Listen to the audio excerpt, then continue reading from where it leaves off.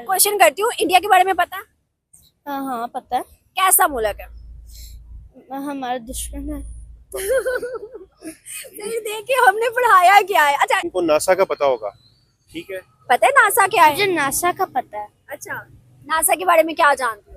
ये एक spacecraft company है। ये रॉकेट स्पेस में भेजती है, प्लैनेट्स डिस्कवर करती है। अच्छा, पाकिस्तान की पता है कौन सी है स्पेस? नहीं, मुझे नहीं पता। क्योंकि वो कॉप 28 के हवाले से एक बड़ा गैदरिंग हो रही है इस वक्त यूएई के अंदर। मैंने देखा है कि अगर आपने डिप्लोमेसी सीखनी है तो आप प्राइम मिनिस्टर मोदी और उनकी टीम से सीखें। किस तरह वो जैसे ऐसे लग रहा है जैसे यूएई में कॉन्फ्रेंस मोदी साहब करा रहे मोदी साहब करवा रहे हैं। ये कि पाकिस्तान माइनॉरिटीज़ के लिए सेफ नहीं है। पिछले साल हमने एक श्रीलंकन शहरी मारा था। देखिए, इंडिया तो इस पोजीशन में है कि वो कुछ कर सकते हैं। पाकिस्तान बदकिस्मती से इस पोजीशन में नहीं है कि कुछ कर सके। इस्लाम हमेशा गालिब आया है कुफर पे, और इस्लाम हमेशा गालिब रहेगा। ये तो एज अ मुस्लिम हमारा कीदा है ना। जब लोग पाकिस्तान के ऊपर बात करते हैं तो लोगों के जहन में सबसे पहले आता है टेररिज्म। जब लोग इंडिया के ऊपर बात करते हैं ना तो उनके जहन में आती है डेवलपमेंट। जय हिंद दोस्तों, मैं विजय और आप देख रहे हैं अभी रिएक्शन। तो दोस्तों, यूएई के अंदर अभी कॉप समिट 28 चल रहा है, जिसमें कि दुनिया की 140 देशों के जो लीडर्स है वो अभी मौजूद है, और उसमें हमारे पीएम नरेंद्र मोदी जी भी गए हुए।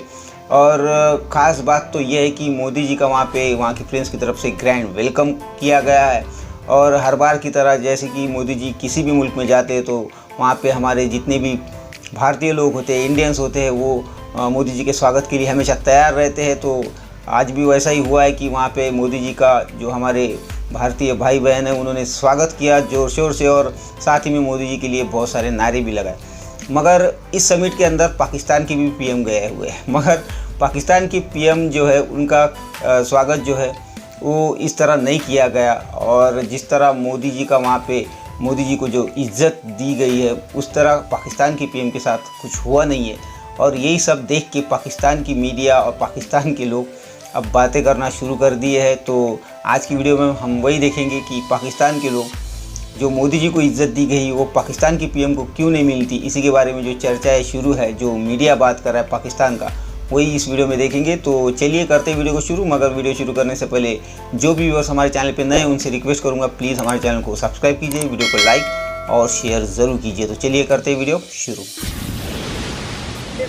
अच्छा सर, बेसिकली क्वेश्चन मेरा आपसे ये है कि अभी जो है सीओपी की जो 28 कंट्रीज दुबई के अंदर जा रही हैं उसमें पीएम मोदी जो हैं वो गए हैं, हमारा पड़ोसी मुल्क हिंदुस्तान वो भी शामिल है। पीएम मोदी जब गए तो उनका बहुत ग्रूम वेलकम किया गया, इवन के उनके प्रेसिडेंट जो है दुबई के वो खुद गए उन्हें रिसीव करने। फिर दूसरी चीज़ उन्होंने एक और बहुत शॉकिंग कर दी कि उन्होंने रिबन बैंड बनाया हाथ पे कि भाई ये हमारी दोस्ती की आपके लिए एक छोटा सा गिफ्ट है, जो आपने पहले दोस्ती हमारे से निभाई और अब आगे इन फ्यूचर निभाएंगे, उसके लिए छोटा सा गिफ्ट है। सर मुझे बताएगा कि क्राउन जो सऊदी के हों या दुबई के हों, मोदी को इस तरह प्रिटेंड करते हैं, इतनी ज़्यादा इंपॉर्टेंस देते हैं, वैल्यू देते हैं, जिस तरह से उनका सगा भाई या भाई हो या भाई जैसा हो, क्यों? देखें, इसके लिए तो आपको क्वेश्चन में ही आपका आंसर है कि वो जो हमारा पड़ोसी मुल्क है उसकी जो इकानमी है वो हमसे देखे कितनी, वो वर्ल्ड की जो है 5th लार्जेस्ट ग्रोइंग इकानमी है। और अगर आप बात करें आईएमएफ वगैरह की, तो पाकिस्तान आईएमएफ के कितने अब तक जो ले चुका है, फंड कितने ले चुका है, और हिंदुस्तान ने 2000 के बाद आईएमएफ से एक मरतबा भी रुजू नहीं किया कि हमें पैसों की ज़रूरत है। उसके अलावा जो मेरे ख्याल में सबसे बड़ी बात है वो इज्जत नफ्स की है, जो सेल्फ रिस्पेक्ट है ना वो मोदी में है, जो कि हमारे लीडर्स में बिल्कुल भी नहीं है। वो जाते हैं तो जाके कहते हैं कि हम मांगने नहीं आए हुए, मैं यहाँ पे मैं मांगने नहीं आया हुआ। तो जब आपने जाके अपना इंट्रो ये करवाना है टर्की जैसे ममालिक में, तो फिर मेरे ख्याल में फिर यही जो है ना वो सर्कमस्टांसेस और कॉन्सिक्वेंसेस ऐसे ही होंगे। मोदी में किस तरह की खुददारी है? लाइक उसको आप सेल्फ रिस्पेक्ट भी बोल सकते हैं, और आप उसको किसी तरह ना हकार भी बोल सकते हैं, क्योंकि वो बहुत ज्यादा हद तक ना अपने आप में रहता है। अगर आप वर्ल्ड कप की बात करें तो रिसेंटली अभी वर्ल्ड कप हुआ है जो इंडिया और ऑस्ट्रेलिया में फाइनल हुआ है, तो वो जीता है ऑस्ट्रेलिया, और जो मतलब कि ट्रॉफी देनी थी वो मोदी ने देनी थी। तो अभी इंडिया हारा हुआ था फाइनल में, मोदी गया उसने जाके कोई बात नहीं की, पैट कमिंस को उसने ट्रॉफी दी है और खुद वो चला गया है। की भी दी थी, तब की नहीं दी है उसको, ऐसे किया था मतलब बस वो बस एक मतलब एक जो है ना सरसरी सा वो चला गया। वो पैट कमिंस वैसे ही वहाँ पे खड़ा हुआ है, तो वो अपने आप में रहता है। और यही जो हरकत है ना, वो उसकी मेरे ख्याल में लोगों को पसंद आती है, जो बाकी ममालिक हैं। आना भी चाहिए ना, मतलब देखे तरह तरह के लोगों को तरह तरह की जगह पे जाके खुद को प्रिटेंड करवाना कि भाई मेरे मुल्क के लिए 2 बिलियन दे दो, 1 बिलियन दे दो, 1 मिलियन दे दो, मतलब इस तरह का पीएम हो तो फिर उस कंट्री की क्या इज्जत होती मेरे ख्याल में तो आप यही कह रहे हैं, यही मैंने आपको पहले कहा कि ऐसे ही होएगा जब तक ये इनको पता नहीं ना चलेगा कि हमारी जियोग्राफिकल लोकेशन क्या है, हमारे पास रिसोर्सेज क्या है। उसको जब तक इन्होंने प्रॉपर जो है ना यूज नहीं ना करना, तब तक इनका यही असर रहेगा। कि वो कॉप 28 के हवाले से एक बड़ा गैदरिंग हो रही है इस वक्त यूएई के अंदर। मैंने देखा है कि अगर आपने डिप्लोमेसी सीखनी है तो आप प्राइम मिनिस्टर मोदी और उनकी टीम से सीखें। किस तरह वो, जैसे ऐसे लग रहा है जैसे यूएई में कॉन्फ्रेंस मोदी साहब करा रहे हैं मोदी साहब करवा रहे हैं। अच्छा, मज़े की बात यह है कि यहाँ पे कॉप 28 में नरेंद्र मोदी को आप देखें कि वो गए हैं। पहले तो उन्होंने स्टेज सेट किया हुआ था कि जी वो अवाम बाहर खड़ी हुई है, इलेक्शन वो मोदी साहब का वेट कर रही है। जारी बात है, वहाँ इंडियन हाई कमीशन ने बताया होगा लोगों को प्राइम मिनिस्टर मोदी आ रहे हैं तो सिलेक्ट लोग आ जाएं। तो एक तो ये पॉसिबिलिटी है। दूसरी पॉसिबिलिटी ये भी है कि बहुत सारे इंडियन वहाँ पे काम भी करते हैं तो वो भी आ जाते हैं। लेकिन ऐसे उन्होंने दिखाया जनाब प्राइम मिनिस्टर मोदी यूएई में भी जलसा कर सकते हैं और उनके इंतज़ार में और कोई दुनिया का वज़ीर आज़म ऐसे नहीं हुआ होगा कि वो दुबई पहुंचा हो या अबू धाबी पहुंचा, जहाँ पे भी वो पहुंचे हैं, और वहाँ पे जाके उनके आगे अवाम खड़ी हो। फिर आप देखें ये जो पिक्चर में के अंदर नरेंद्र मोदी साहब और वो दो जो होस्ट हैं यूएन और यूएई की जो लीडरशिप है, तो उन्होंने उनको भी जनाब वो एक स्टाइल है वो जफियाँ शफियाँ करने का मोदी साहब का वो कर रहे हैं। ठीक है, कोई ऐसा लीडर नहीं है जिससे वो वहाँ पे मिल नहीं रहे और फिर मीडिया उनका खड़ा हुआ है। मैं देख रहा था पाकिस्तान के पीएम का ट्विटर हैंडल, हमारे प्राइम मिनिस्टर ऑफिस, किसी ने कोई पता नहीं, एक ही चीज़ पे बड़ा खुश हो रहे हैं जी, वो प्राइम मिनिस्टर की जो है ना वो मुलाकात हो गई है उसके साथ, वो क्या नाम है, किंग चार्ल्स के साथ थोड़ा सा चलते हुए गपशप हुई। उन्होंने कहा जी देखें जेलस हो गए। इस पिक्चर में सबसे आखिर में और सबसे जो लेफ्ट पे खड़ा हुआ है वो हमारे वजीर आजम खड़े हुए हैं, नरेंद्र मोदी साहब पहली लाइन में खड़े हुए हैं। सो पॉइंट ये है कि नरेंद्र मोदी ने कोई ऐसी जगह नहीं छोड़ी जहाँ पे वो एक्टिव नहीं। अभी आप अगर इंडिया की आईटी कंपनी देखें तो वो पूरी दुनिया में जो आईटी कंपनी है वो इंडिया की फेमस है। इसके अलावा उनकी इकोनॉमी भी आपको पता है जो है वो वर्ल्ड लार्जेस्ट ग्रोइंग इकोनॉमी है। इस वक्त वो थर्ड पे चले जाएंगे ये बाय द एंड ऑफ 2024। तो इसीलिए वो सबको वो उनके साथ इंपोर्ट और एक्सपोर्ट को अपनी कंटिन्यू रखने के लिए उनके साथ ऐसा करना पड़ता है। क्या हमारे पीएम ही वजह है जो आज 26 ममालिक ने इंडियंस को एक गिफ्ट दिया है? वो क्या कि उन्होंने 26 ममालिक ने कहा कि भाई हम आपको फ्री वीजा एंट्री देना स्टार्ट कर रहे हैं। मलेशिया ने भी दी है ऑलमोस्ट 2 दिन 3 दिन पहले 26 मुल्क हो गए हैं और हम देख लें तो हम रोते रहते हैं, पैसे दे के भी हमारे रिजेक्शन लग जाती है अपने घर में बैठे। आप मुझ पे रहम करें, रात को मुझे काले वीगो ने उठाने आ जाना है। अब आप ज्यादा कर रही हैं, मैं बोलना नहीं चाहता। सच्चाई है, मुझे लगता है फ्रीडम ऑफ स्पीच है, इतनी तो है नहीं। यहाँ पे डेमोक्रेसी जो है ना वो बिल्कुल। इसकी बहुत सी वजूहत हैं। सबसे बड़ी वजह तो ये कि अगर आप इस वक्त यूएई, दुबई इनके देखें ना कि ये ग्लोबल मार्केट में ये किसके साथ चल रहे हैं, तो यूएई का सबसे स्ट्रॉन्ग अलायंस चल रहा है यूनाइटेड स्टेट्स ऑफ अमेरिका के साथ, और इंडिया भी यूएस के साथ बहुत अच्छे ताल्लुकात पर है। अगर आप उसका मुवाजना करें ना पाकिस्तान के साथ, तो आपको पता चलेगा कि पाकिस्तान के ज़्यादा अच्छे ताल्लुकात हैं चाइना के साथ। एंड चाइना और यूएस का ग्लोबल कंपटीशन चलता है कि इनमें से कौन ज़्यादा बेसिकली इकोनॉमिक डेवलपमेंट की तरफ जाएगा। तो उससे होता ही है कि जब एक कंट्री को नज़र आता है ना कि किसी दूसरा उसका एलाय उसके मुकाबले में खड़ा हो सकता है, तो ऑब्वियसली यूएस उन कंट्रीज़ के साथ अच्छे रिलेशन करेगा जो उसके साथ उसको बेसिकली मज़ीद डेवलपमेंट की तरफ लेके जा सकते हैं। तो यूएई एंड सऊदी अरेबिया, ये दोनों कंट्रीज़ ये बेसिकली यूनाइटेड स्टेट्स का ब्रिज हैं to move towards Indo Pacific. तो और इंडिया उनके लिए चाइना को ओवर पावर करने के लिए मेन पावर है। इंडिया बेसिकली वो कंट्री है जो कि साउथ एशिया के रीजन में चाइना को काउंटर कर सकता है।